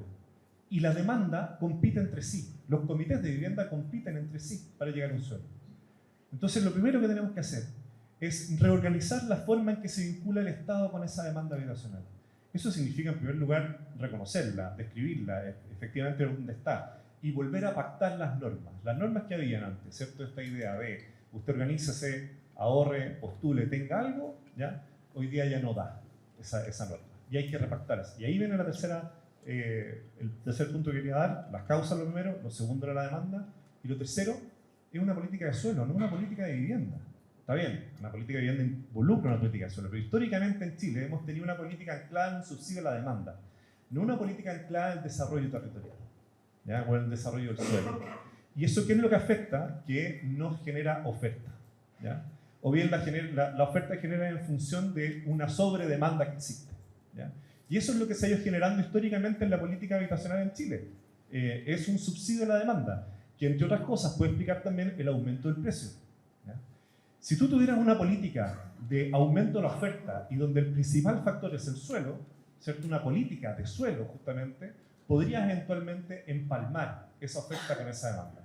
Pero esa política de suelo está muy bien, evidentemente, adquirir suelo por parte del Estado, ¿ya? Y eso es algo que se ha dado con fuerza justamente a raíz del plan de emergencia habitacional. Pero hay una segunda herramienta, que probablemente es una herramienta más efectiva, que es la planificación, ¿ya? Y en Chile estamos frente a una crisis en materia de planificación. De hecho, más del 80% de la población vive en planes reguladores comunales que están actualizados hace más de 10 años. O sea, cuando la demanda habitacional era muchísimo más baja de la que está hoy día, la demanda por vivienda social. Asimismo, no tenemos planes de planificación, por ejemplo, de construcción de vivienda alrededor de los trancales de transporte o alrededor de las inversiones del Estado que se puedan generar. Más de 7.000 millones de dólares en un plan de trenes, ¿ya? ¿Qué implicancias tiene eso desde el punto de vista del desarrollo urbano y del desarrollo habitacional? quién lo está efectivamente pensando, más allá que lo piense el mercado. Si lo piensa el mercado, lo que va a generar es segregación. Y tenemos la oportunidad de que lo que eso pueda generar no sea segregación, sea justamente un desarrollo más equilibrado. Entonces veo esos tres elementos: entender las causas, ¿ya? Segundo, repactar con la demanda, y tercero, justamente hacer una política habitacional sin duda, pero sobre todo una política de planificación de suelo. Gracias.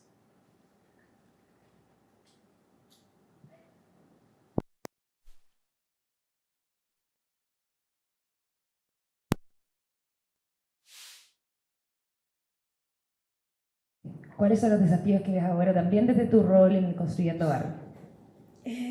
A ver, son muchísimos los desafíos. No podría enumerar ni uno ni tres, yo creo que son más de 10. Pero yo creo que hay un gran desafío que es como el paraguas general que debería definir la ruta que debe seguir el programa de asentamientos precarios, pero más que el programa, el Ministerio y el Estado. Y que tiene que ver con por qué Chile Barrio fue exitoso, muchas personas lo consideran exitoso. Porque no estaba anclado en el Ministerio de Vivienda y Urbanismo, primera cosa. Era un programa intersectorial y por lo tanto era un programa donde había colaboración y corresponsabilidad de las entidades participantes, donde no solo había una entidad que iba a solucionar el problema de los asentamientos informales. Entonces, yo creo que hoy día lo que hay que hacer es justamente eso. No sé si sacar al programa de asentamientos precarios del Ministerio, pero sí volcar hacia una estrategia intersectorial. Pero no una estrategia intersectorial simplemente de palabra, sino que se establezcan tres cosas básicas. Un trabajo de colaboración, de corresponsabilidad y de co-creación en conjunto entre todas las entidades del Estado, pero también con la comunidad, ¿ya? Coincido con lo que señala Diego, que si bien el programa Asentamientos Precarios trabajó por 2 años máximo con fundaciones, porque si bien el proceso de los convenios inició el 2019, empezaron a ejecutarse convenios del 2020 y 2021.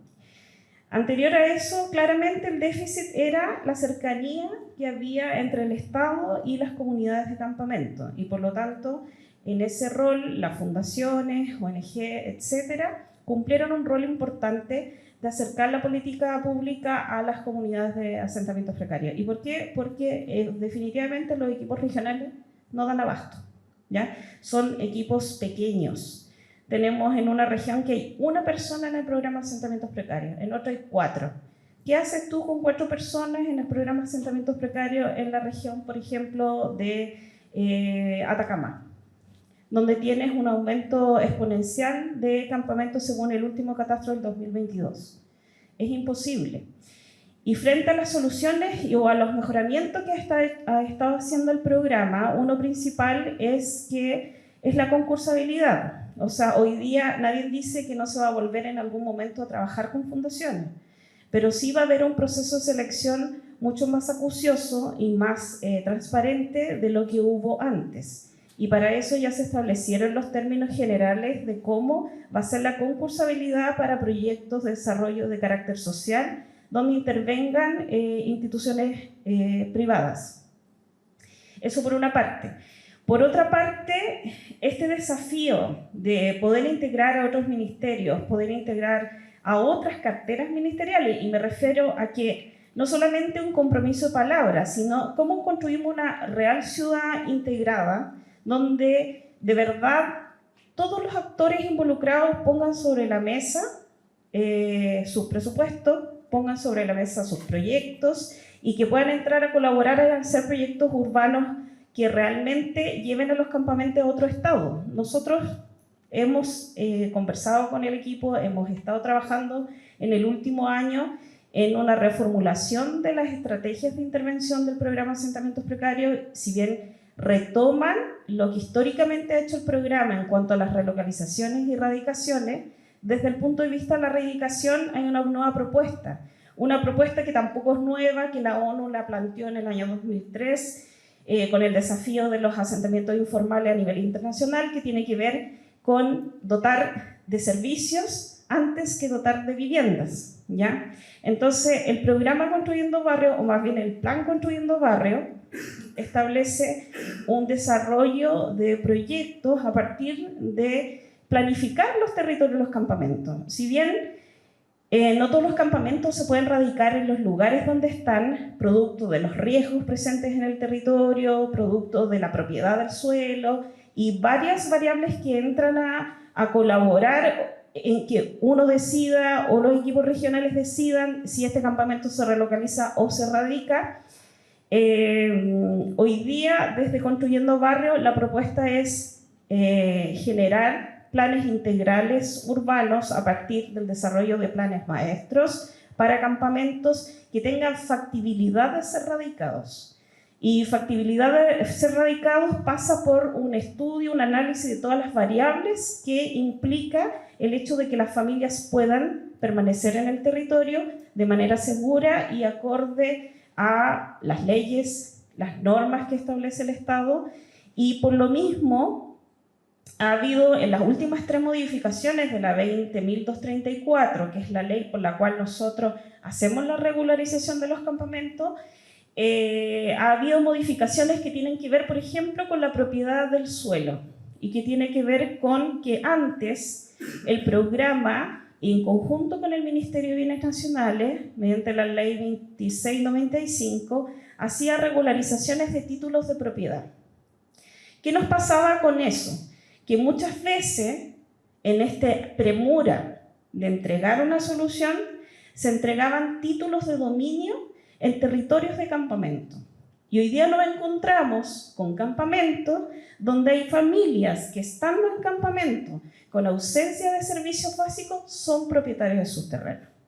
Por lo tanto, es súper contradictorio porque, de cierta manera, la familia es lo que busca. El fin último de la familia es ser propietaria de su terreno. Y por lo tanto ha cambiado la perspectiva que tienen hoy día los dirigentes a partir del hecho de que se modifica la ley y hoy día nos reclaman. Porque antes nos daban el título de dominio y hoy día tenemos que esperar que urbanicen el campamento, que se regularicen los servicios y posterior a eso, tal como lo señala la ley, recién ahí nosotros podemos entregar el título de dominio. Es simple.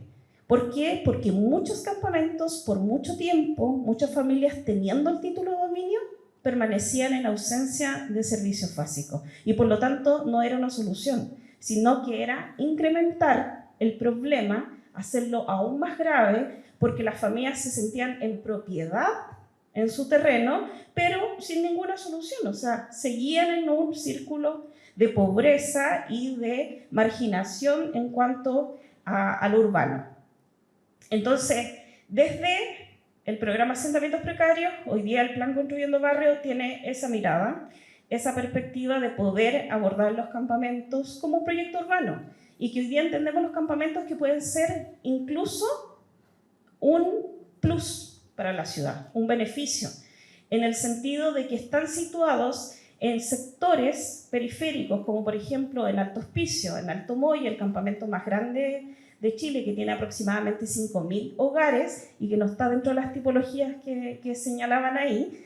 Ese campamento hoy día es otra ciudad, es completar la comuna de Alto Hospicio y por lo tanto lo que podamos hacer en ese campamento no va a ser solamente un beneficio para las familias del campamento, sino sobre todo para el entorno inmediato, para la comuna de Alto Hospicio, porque hoy día el campamento es casi del mismo tamaño que el resto de la comuna de Alto Hospicio. Entonces, entender que no podemos seguir abordando la solución desde la unidad del predio con el título de dominio, sino que pasar a la escala de barrio y por ende a la escala de ciudad, es la solución hoy día que plantea el plan Construyendo Barrio. Lamentablemente, por la contingencia que todos conocen, hemos tenido retrasos que no estaban previstos.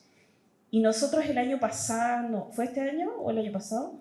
En mayo del 2022 hicimos un llamado a nivel nacional, incluso para que participaran en este concurso fundaciones, universidades, para el desarrollo de 6 planes maestros a nivel nacional. Eso va no sé cuándo va porque estamos atrasados, pero va sí o sí. Es un plan maestro en Antofagasta, uno en Atacama, en otro en Tarapacá, uno en Coquimbo, uno en Valparaíso y otro en Biobío, que van a beneficiar a un total de 9.800 familias, una cifra no menor para el impacto que han tenido las anteriores políticas públicas que ha desarrollado el programa, donde las soluciones siempre han sido por unidad de familia y por lo tanto nunca se ha tenido una perspectiva desde la planificación urbana, ni menos una planificación urbana integral. Gracias. Muchas gracias. Vamos a estar atentos a esa noticia.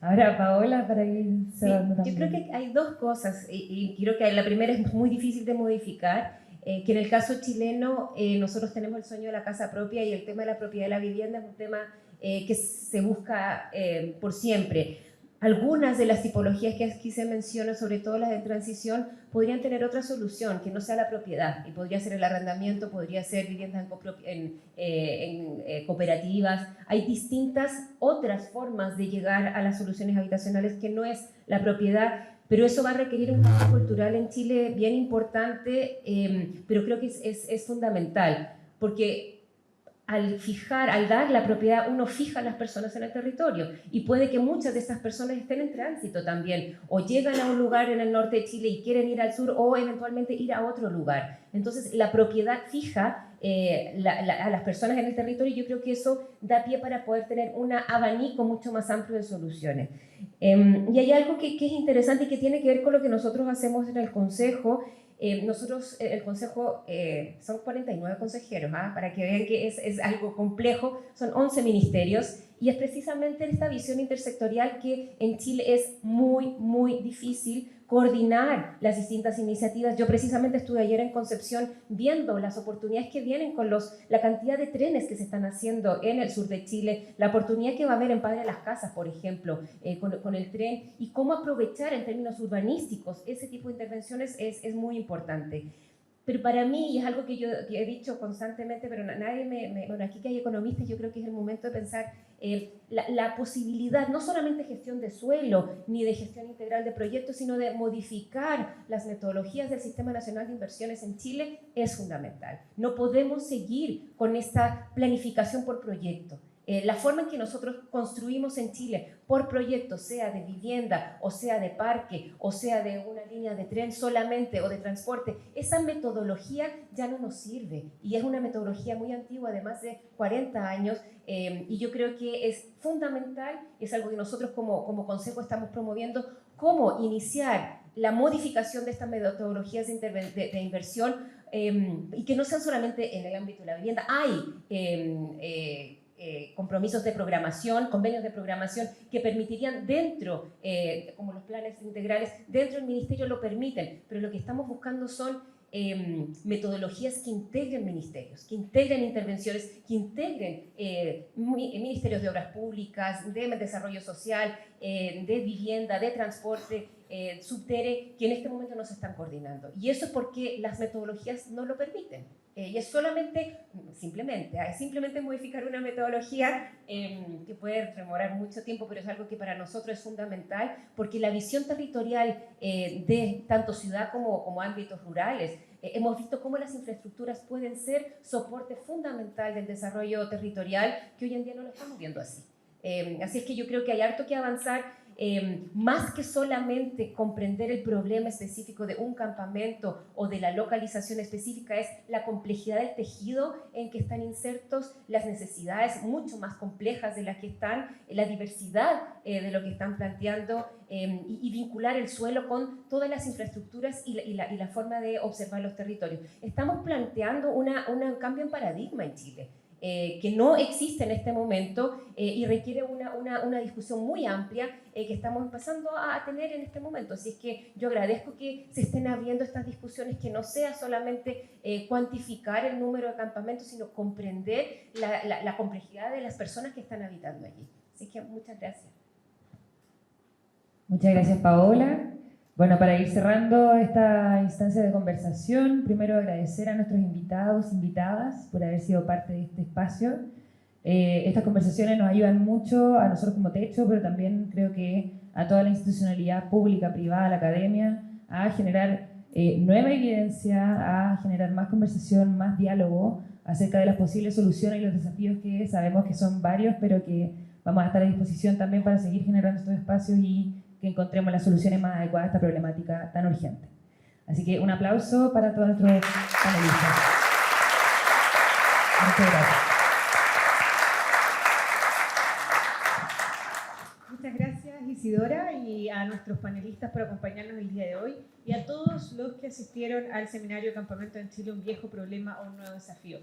Les comentamos que este seminario será subido a los canales de YouTube, tanto de Techo Chile como de la Escuela de Gobierno UC, así que lamentablemente por tiempo no alcanzamos a tener espacio para las preguntas del público, pero tanto desde la escuela como desde Techo vamos a estar atentos a recibir sus comentarios por vía digital para continuar la conversación y sobre todo, como decía Isidora y los panelistas, con los desafíos venideros, a tomar con la urgencia que amerita esta realidad, abordarla intersectorialmente desde todos los actores y las veredas, porque hay mucho por hacer, así que muchísimas gracias a todos. Hay un coffee preparado a la salida de la sala para que podamos continuar conversando. Gracias de nuevo y buen día.